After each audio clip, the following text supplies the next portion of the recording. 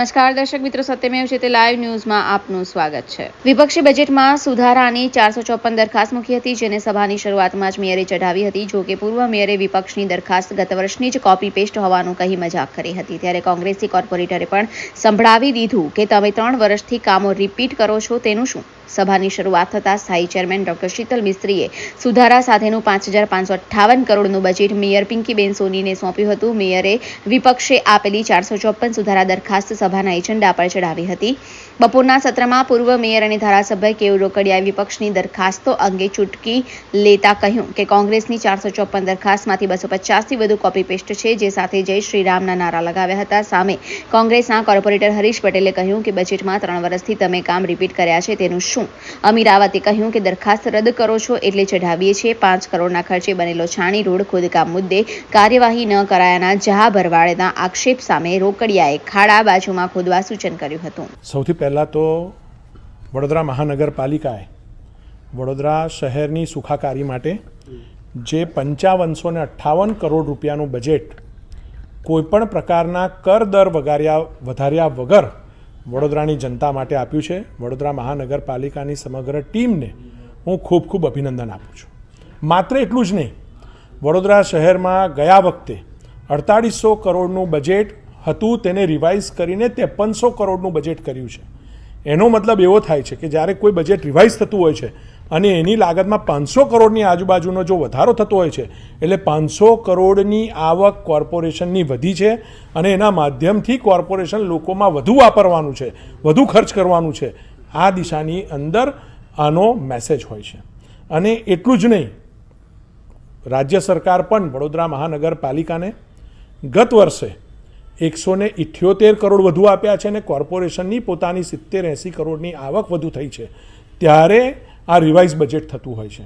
આ વર્ષે પણ રાજ્ય સરકાર કોર્પોરેશનને વધારે રૂપિયા આપી રહી છે અને વડોદરા શહેરનો વિકાસ થાય, વડોદરા શહેરને વિકાસમાં પ્રાથમિકતા મળે, એના માટે હર હંમેશ એ માન્ય વડાપ્રધાન હોય કે માન્ય મુખ્યમંત્રી હોય આ ચિંતા કરતા હોય છે।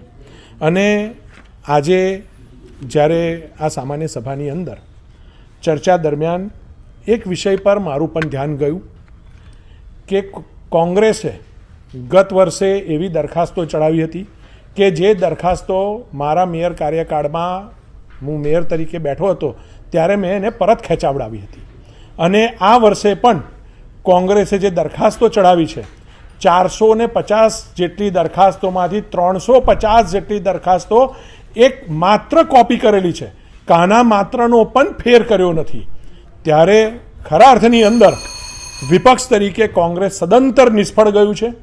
કોઈપણ દરખાસ્તની અંદર કાના માત્રનો ફેર કર્યો વગર જ્યારે દરખાસ્તને મૂકવામાં આવે છે, એનો મતલબ કે કોઈપણ જાતનો સ્ટડી કરાતો નથી, લોકહિતની વાત થતી નથી, માત્ર પોતાના વર્ષો જૂના ઘસાયેલા મુદ્દાને જ લઈ અને લોકોના મનની અંદર ખોટી ભ્રમણા પેદા કરવા માટે અમે આટલી બધી દરખાસ્તો ચડાવી છે, તમામ દરખાસ્તો ડિસ્ક્વોલિફાઈડ કરીએ છીએ, આવું ખાલી લોકોને મેસેજ આપવા માટે દરખાસ્તો ચડતી હોય છે, સ્ટડી વગર ચડાવતા હોય છે।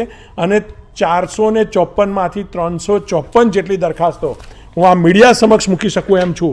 આ જેટલી સી લખેલી દરખાસ્તો છે, આ તમામે તમામ દરખાસ્તો એ કાના માત્રનો ફેર કર્યા વગર કોંગ્રેસે ચડાયેલી દરખાસ્તો છે।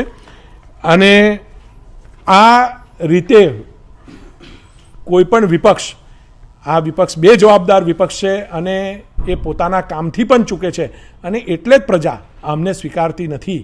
આની પાછળનું મૂળ કારણ કે એ સાચા પ્રશ્નો ઉઠાવવામાં, સારી રીતે રજૂઆત કરવામાં પણ નિષ્ફળ રહે છે।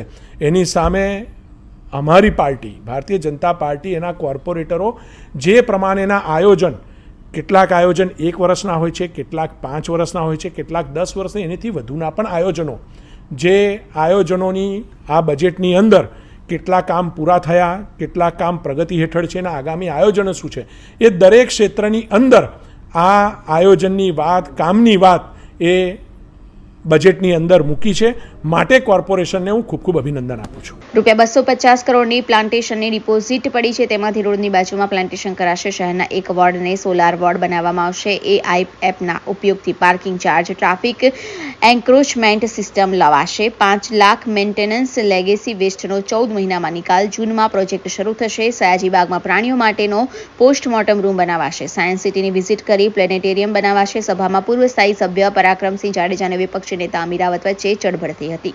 અમીરાવતે બોલવાનું શરૂ કર્યું ત્યારે પક્ષના અન્ય કોર્પોરેટર બહાર ગયા હતા. પરાક્રમસિંહે કટાક્ષ કરતા કહ્યું કે તમારી સ્પીચ તમારા કોર્પોરેટર સાંભળવા તૈયાર નથી. જેમાં બહારથી આવેલા જા ભરવાડે કહ્યું કે અમે વોશરૂમ ગયા અને વિવાદ ઊભો કરાયો.